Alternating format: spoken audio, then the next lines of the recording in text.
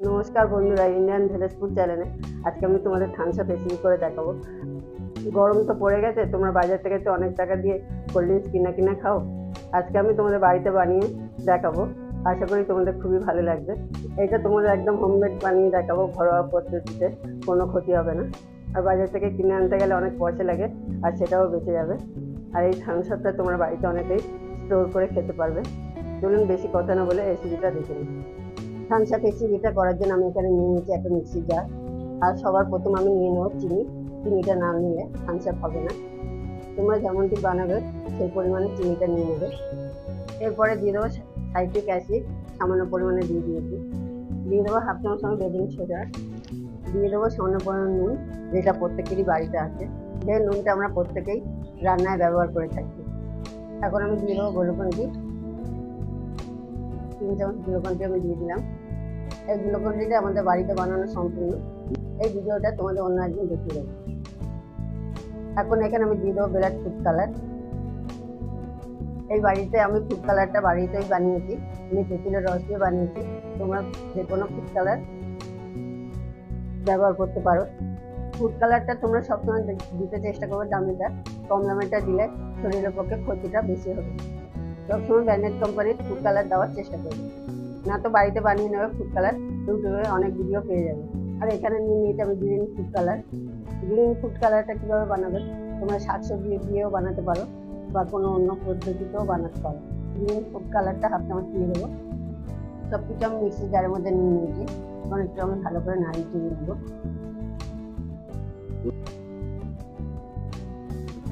খুব ভালো করে আমি মিক্সি জারের মধ্যে নাড়িয়ে চিনি নিয়েছি।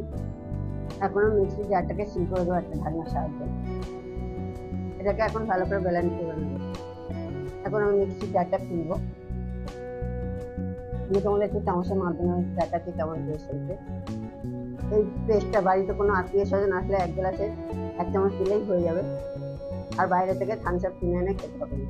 তোমরা রোদের থেকে আসলে তোমরা বাড়িতে এসে চটপট এটাকে বানিয়ে খেতে পারবে। এখন একটা পাত্রের মধ্যে আমি নিয়ে নেবো।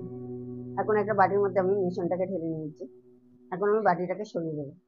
এখন আমি নিয়ে নিয়েছি থামস আপ বানানোর জন্য 2টো কাঁচের গ্লাস, বড় সাইজের। এখন আমি 2টো গ্লাসের মধ্যে দিয়ে দেবো 1 চামচ করে মিশ্রণটাকে। আমি এখানে 1 চামচ করে দিয়েছি, তোমরা কম বেশি লাগলে দিয়ে নেবে। এখন আমি নিয়ে নিয়েছি ঠান্ডা জল। ঠান্ডা জলটা আমি সামান্য পরিমাণে করে গ্লাসের মধ্যে ঢেলে দেবো। দেখতে হচ্ছে বন্ধুরা কালারটা আসছে। এখন আমি বেশ ভালো করে গ্লাসটাকে নাড়াবো কালারটা আনার জন্য। দেখতে হচ্ছে জলের কালারটা আস্তে আস্তে চেঞ্জ হয়ে যাচ্ছে। এরা 1 মিনিট ধরে আমি 2টো গ্লাস এভাবেই নাড়িয়ে চিনিয়ে নেবো। তোমরা ঠিক 1 মিনিট ধরে নাড়াচাড়া করবে, ঠিক কালারটাও ঠিক সেই জন্য চলে আসবে। তোমরা এই মুহূর্তে যারা আমার ভিডিওটাকে দেখবে তারা আমার চ্যানেল সাবস্ক্রাইব করুন, কমেন্ট করুন, লাইক করুন, আর বেশি বেশি করে শেয়ার করুন। আর থামস আপ কীভাবে বাড়িতে বানাতে হয় তোমাদের দেখিয়ে দিলাম। এই সময় তোমরা অনবরত নাড়াতে থাকবে যাতে জিনিসটা না জমে যায়। তাছাড়া চিনিটা একটু কারমন, আর একটু নাড়ালেই কালারটা চলে আসবে। ঠিক যেভাবে জলকে এইসব বানাও, ঠিক এভাবেই বানালে কালারটাও সোডা দিয়ে দেবো, যেটা তোমরা খাবারে ব্যবহার করো। দেখতে পাচ্ছেন দিতে না দিতে কত সুন্দর গাজা হয়ে যাচ্ছে। আমি তোমাদের আরেকবার দেখাচ্ছি যেভাবে তোমরা দোকান থেকে বিজলি কাটে, ঠিক সেভাবেই বিজলিটা কেটে উঠবে। এখন আমার থামস আপ পুরো সম্পূর্ণ রেডি, তোমরা ঘরে বানিয়ে খেতে পারবে। দেখুন কত সুন্দর লাগছে দেখতে, নিজে হাতে তৈরি করলে কতটাই ভালো লাগে। এখন আমি দিয়ে দেবো ওপর থেকে সামান্য পরিমাণে বরফগুলো আমি দিয়ে দিলাম। বরফটা দিলে থামস আপটা দেখতেও ভালো লাগে, খেতেও ভালো লাগবে। ঠান্ডা ঠান্ডা কুল। কালারটা দেখুন পুরো দোকানের মতন। এবার আমি খেয়ে দেখাবো। দেখুন বন্ধুরা, থামস আপ রেসিপিটা আমার হয়ে গেছে।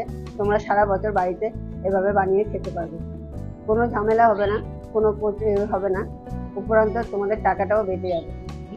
এবার থামস আপটা কেমন হয়েছে আমি তোমাদের খেয়ে দেখাচ্ছি। একদম ফাটাফাটি হয়েছে, না করলে বাড়িতে না খেলে বুঝতেই পারবে না যে জিনিসটা এতটাই সুন্দর বাড়িতে বানানো যায়, আর দোকানের থেকে কোনো অংশ কম নেই। আজকের মতন ভিডিও আমার এখানে শেষ। দেখা হচ্ছে অন্য কোনো ভিডিওতে।